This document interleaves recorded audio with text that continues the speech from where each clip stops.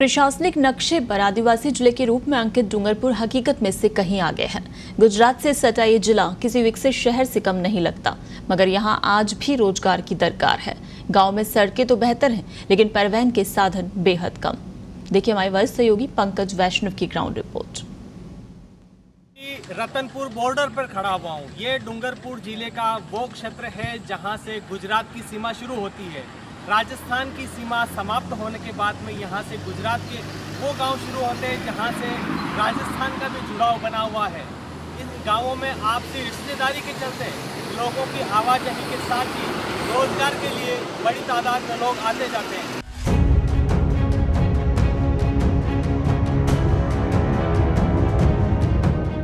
उदयपुर से 118 किलोमीटर दूर रतनपुर बॉर्डर डूंगरपुर जिले का हिस्सा है। इसे गेटवे ऑफ राजस्थान कहें तो भी गलत नहीं होगा।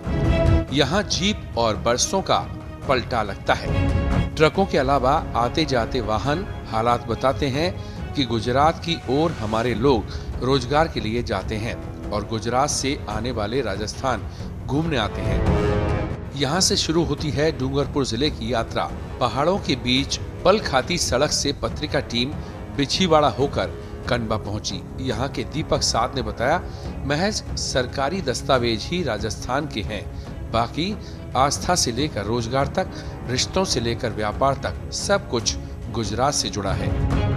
भुवनेश्वर उदयपुरा होकर डूंगरपुर शहर से सटे सिंटैक्स चौराहे पर पहुंचे, जहां की दुकानें बता रही थी कि यहाँ श्रमिकों का ठहराव ज्यादा है। पास में मिल है जो अब बंद हो चुकी है, लिहाजा यहाँ काम करने वाले श्रमिकों ने गुजरात का रुख कर लिया। स्वच्छंदता को लेकर डूंगरपुर के लोग जागरूक हैं। पर्यटन स्थल भी आकर्षक हैं। पुराने शहर में विरासत और बाहर देहातीपन नजर आया। रेलवे स्टेशन पर दिनेश शर्मा विपिन ठाकुर ने बताया कि यहाँ ट्रेन महज 1 मिनट ठहरती है। कई लोगों की ट्रेन छूट जाती है। डूंगरपुर बांसवाड़ा रतलाम रेल लाइन का इंतजार है। सुविधा सब, एक तो क्या ट्रेन आती है 2 मिनट का स्टॉपेज दे रखा है। इसमें पब्लिक भी चढ़ती उतरती है, कोई गिर जाता है कर जाता है, कम से कम 5 मिनट का तो स्टॉपेज होना चाहिए, क्योंकि आदमी उतरता चढ़ता है तो 2 मिनट में गाड़ी विसल मार देती है, कोई गिर जाता है, कोई नीचे आ जाता है। कभी बहुत से हादसे हो गए यहाँ पे। तो सुविधा नहीं दे रही कि बीच में कहीं खाने की सुविधा नहीं है। उदयपुर चलती है, जावर रुकती है, जावर के बाद खाली डूंगरपुर है। अब इसमें 5 मिनट का आप स्टॉपेज नहीं देते तो पब्लिक बहुत परेशान रहती है। फ़ायदा तो कनेक्टिविटी इजी की रहेगा। फ़िलहाल अभी रतलाम वगैरह मध्य प्रदेश वगैरह की कनेक्टिविटी कम है, जिससे बिजनेस में भी फ़र्क गिरता है। और अभी रेल लाइन का काम शुरू है जो 2024 तक हो जाएगा, ऐसा बता रहे हैं जो मीडिया और न्यूज़ के हिसाब से हमको समझ में आ रहा है। जहाँ तक बस स्टैंड बेहद छोटा है, जहां बसें भी नाम मात्र की हैं। लोग आवागमन के लिए निजी और छोटे संसाधनों पर निर्भर हैं। गेजुआ घाटा से 84 विधानसभा क्षेत्र शुरू होता है। 84 गांवों का क्षेत्र होने से 84 नाम हुआ। पहला गांव आता है गेंजी। इस रास्ते से गुजरात जाने वाली कई सड़कें मिलती हैं। शराब तस्करों के लिए ये रास्ते मुफीद हैं। गेंजी चौराहा के एक सर्विस सेंटर पर रुके। संचालक दिनेश कुमार पंचाल से बात की तो सरकार की योजनाएं बेहतर बताई। पत्नी शर्मिष्ठा ने महंगाई राहत कैंप के बारे में बात की। और ख़ास बात तो क्या है कि दरबार के ज़माने का है डूंगरपुर, और यहाँ की जो भी सौंदर्य थी, झील भी सब थे, उसको यहाँ के जो मेंबर हैं, पार्षद हैं, चेयरमैन हैं, उनके द्वारा सब सुधारी गई। और स्वच्छता के मामला में अभी स्वस्थ सब तरफ सफाई की अभी भी बरकरार है। और हमारी चाहत है कि हमेशा इसी तरह डूंगरपुर अच्छा रहे और सब हम फले फूले। शिक्षा को लेकर, रोजगार को लेकर यहाँ का माहौल कैसा है? अभी फ़िलहाल से तो बहुत अभी सुधार हुआ है, बाकी सरकार और भी इसका प्रयत्न कर रही है। डूंगरपुर में हमारा इतना स्वच्छता और इतना सुंदर है। हमारे यहाँ पे रात की सफाई होती है और पूरे दिन पर स्वच्छता रहती है। और यहाँ देखने का भी बहुत कुछ है। क्या? यहाँ पे फतेहगढ़ी है, धन माता का मंदिर है, इसके बाद बादर महल है और एसबी गार्डन है, इसके बाद बर्ड सेंचुरी है और कुछ बहुत कुछ बना हुआ है। नक्षत्र गार्डन है, हमारे यहाँ पे बहुत कुछ है बना हुआ है।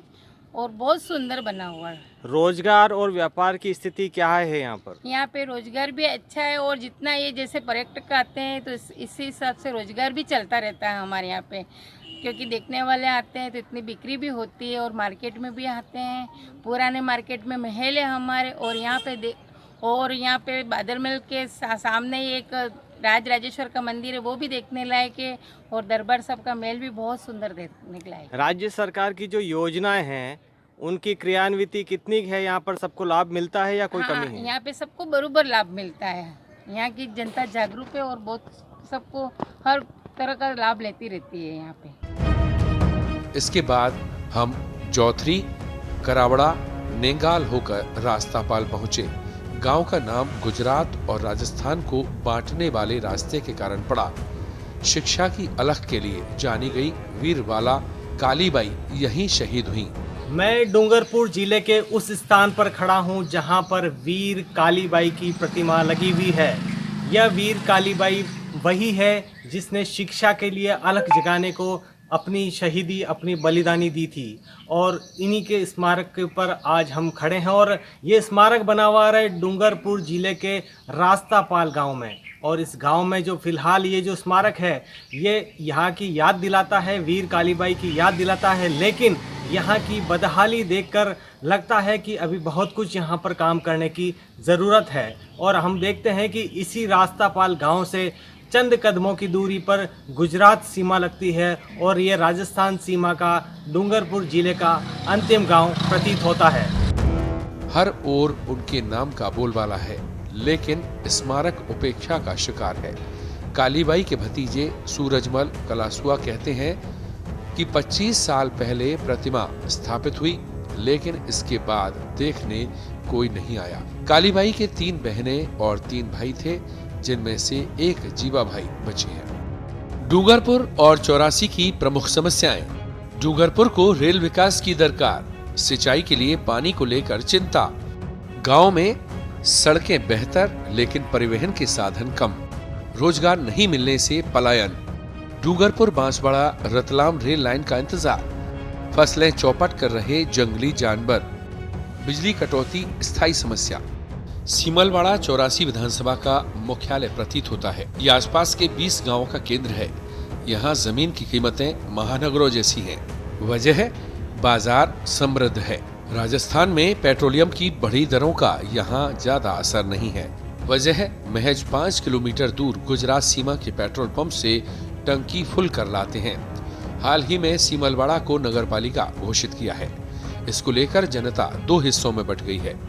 एक पक्ष ग्राम पंचायत चाहता है, जबकि दूसरा पक्ष पालिका। डूंगरपुर की पहचान की बात करें तो यहाँ पर जो दर्शनीय स्थल के साथ ही डूंगरपुर जिला मुख्यालय पर जो है सफाई की बेहतरीन व्यवस्था देखने को मिलती है। जब यहाँ के लोगों से बात करते हैं तो वो स्वच्छता की बात जागरूकता के रूप में करते हैं। साथ ही एक समस्या उनको जो सामने नज़र आती है वो यह है कि रोज़गार की कुछ हद तक समस्याएं यहाँ पर है। इसको लेकर लोगों का पलायन जो है वो अहमदाबाद और गुजरात के अन्य शहरों की ओर रहता है। पत्रिका टीवी के लिए डूंगरपुर से पंकज वैष्णव की रिपोर्ट।